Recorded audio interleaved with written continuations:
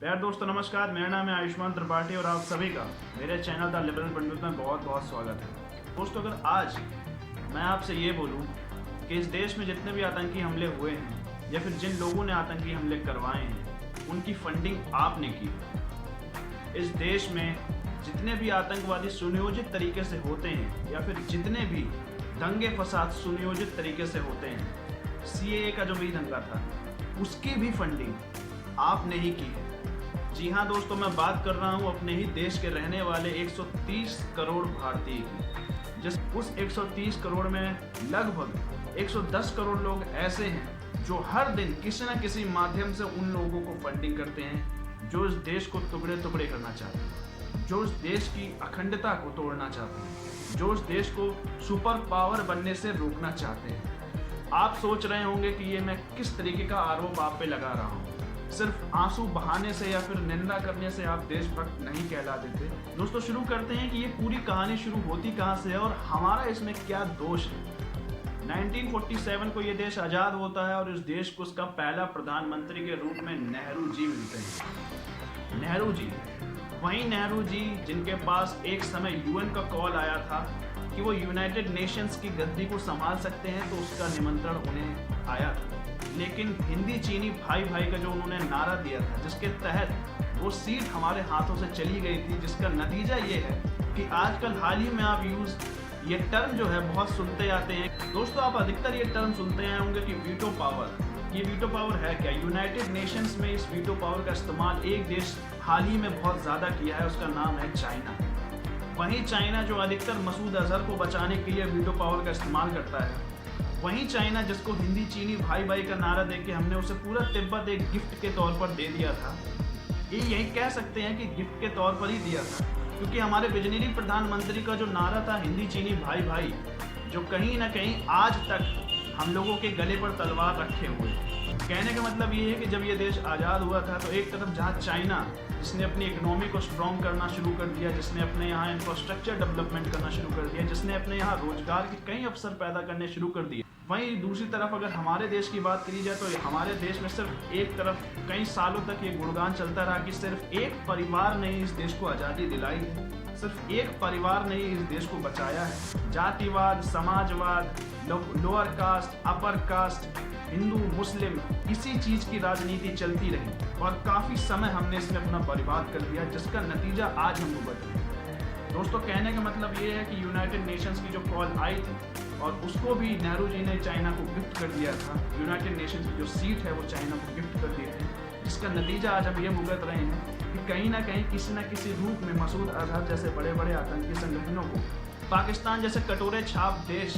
जिसके पास कोई पावर नहीं है, जिसके पास कोई पर्टिकुलर सोर्स ऑफ एनर्जी नहीं है, लेकिन फिर भी वो इंडिया को आंख दिखा पाता है क्योंकि वो चाइना की शरण में है।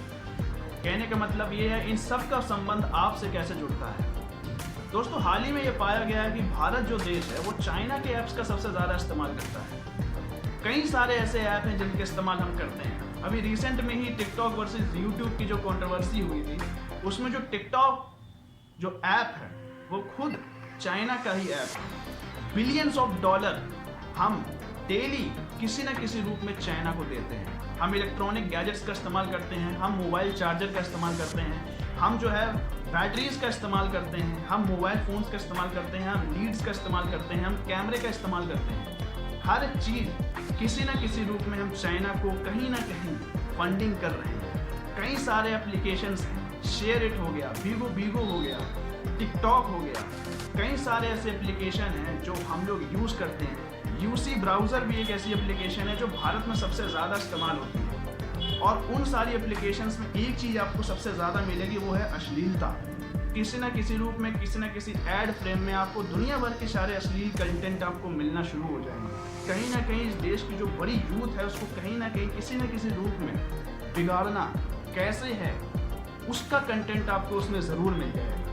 आप ये सोच रहे हैं कि हम तो देशभक्त हैं, हम तो टैक्स भरते हैं, लेकिन आपको नहीं पता है कि कई सारी ऐसी रिपोर्ट्स हैं जो ये बताती हैं कि हम लोग ही हैं जो बिलियंस ऑफ डॉलर चाइना को गिफ्ट के रूप में हर साल, हर महीने, हर दिन हम चाइना को वो गिफ्ट करते हैं। वो सारा पैसा जाता कहाँ है? कहीं ना कहीं वो सारा पैसा A to Z किसी न किसी लिंक के थ्रू पाकिस्तान को जाता है, वहाँ की इंफ्रास्ट्रक्चर डेवलपमेंट में लगता है, वहाँ जितनी ज़्यादा टेररिस्ट ऑर्गेनाइजेशंस हैं उनको दिया जाता है, किसी न किसी रूप में उनके लिए आर्म्स खरीदे जाते हैं, गोला बारूद खरीदे जाते हैं, सोर्स ऑफ इनकम उनके लिए पैदा की जाती है, किसी न किसी रूप में पाकिस्तान को सपोर्ट किया जाता है ताकि वो इंडिया में अनवांटेड सिचुएशंस पैदा करता रहे, कि वो इंडिया में इम्बैलेंस हमेशा क्रिएट करता रहे और इंडिया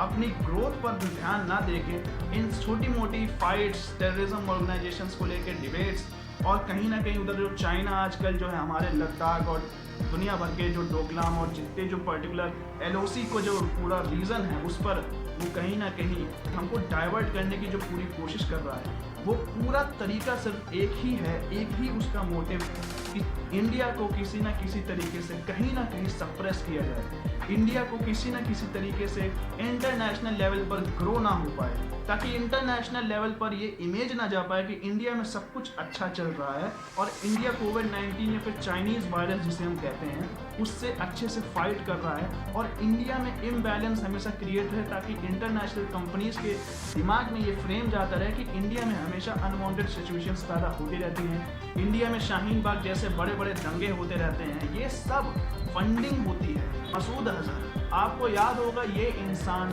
जो UN में इवन इंडिया इसके खिलाफ जाकर पूरे यूनाइटेड नेशंस को रिक्वेस्ट करता है कि इसको इंटरनेशनल आतंकी घोषित कर दिया जाए। चाइना ने वहाँ पर वीटो पावर का इस्तेमाल किया था, वही वीटो पावर इंडिया को अगर मिल जाएगी तो ये देश कितना ज़्यादा पावरफुल और होगा। आज जम्मू कश्मीर का जो प्रॉब्लम है उसका भी एक कहीं ना कहीं फेवर UN को ही जाता है। अगर उस वक्त हमारे विजनरी प्रधानमंत्री UN की तरफ ना देखते, अगर वो लॉर्ड माउंटबेटन की शरण में UN की तरफ ना देखते, तो शायद आज जम्मू कश्मीर का जो पूरा मुद्दा है वो कभी रहता ही नहीं। शायद आज जो हमारे इतने ज़्यादा जवान आज भी शहीद होते हैं उन छोटे मोटे टेररिस्ट ऑर्गेनाइजेशन से जिनको हम चुटकी में ख़त्म कर सकते हैं, लेकिन कहीं ना कहीं वहाँ की आम पब्लिक, कहीं ना कहीं वहाँ के आम रिसोर्सेज, कहीं ना कहीं ऐसी बड़ी बड़ी ताकतें, ऐसे बड़े बड़े देश किसी न किसी रूप में इंडियन आर्मी को पुश बैक करने की कोशिश करती हैं, इंडियन गवर्नमेंट को पुश बैक करने की कोशिश करती हैं और पूरी इंडियन कम्युनिटी को पुश बैक करने की कोशिश करती हैं। वहीं दूसरी तरफ कहीं ना कहीं रिलीजियस कॉन्फ्लिक्ट पैदा करने की कोशिश करती हैं ताकि इंडिया में हमेशा डिस्टर्बेंस पैदा होती है और इंडिया अपनी ग्रोथ पर ध्यान ना देके इन सभी मसलों में फंसा रहे, इन सभी मसलों में उलझा रहे कि इंडिया इंटरनेशनल कम्युनिटी में जाके ये ना बता पाए कि what is China doing with us, what is poor country Pakistan doing with us, क्योंकि पाकिस्तान की जितनी GDP है उससे कहीं ज़्यादा चाइना हमारे यूज़ की हुई एप्लीकेशन से ही कमा लेता है।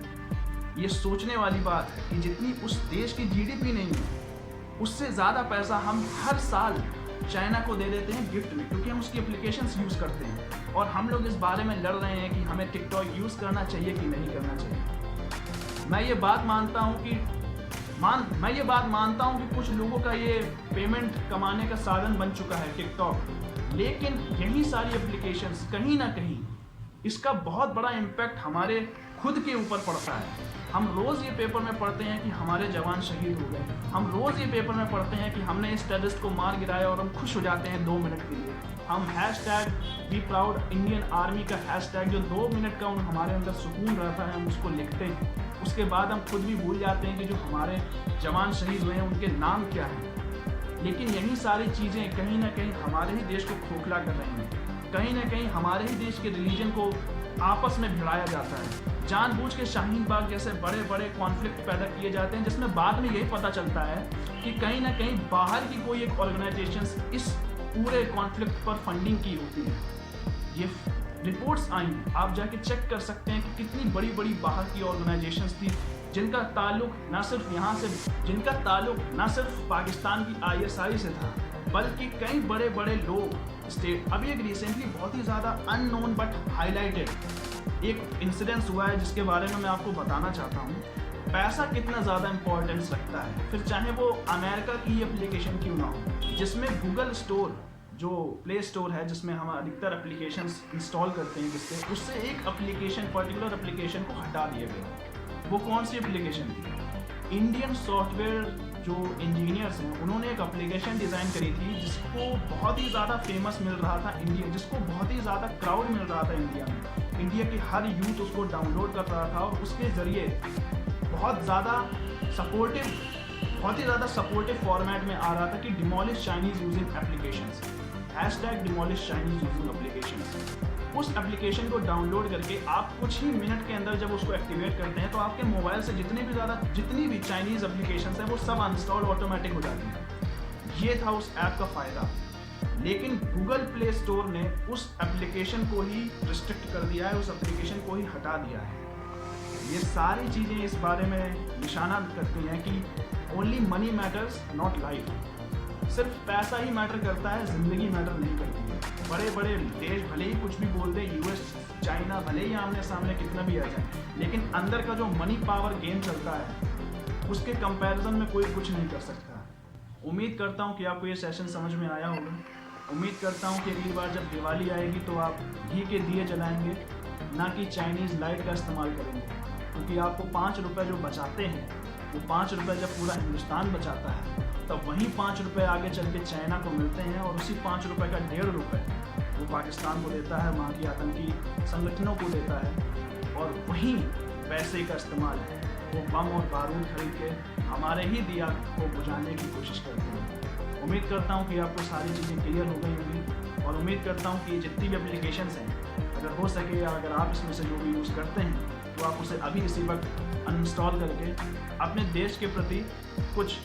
थोड़ा सा योगदान ज़रूर करेंगे। मेरे चैनल से जुड़े रहने के लिए प्लीज़ मेरे चैनल द लिबरल पंडित को सब्सक्राइब ज़रूर करिए,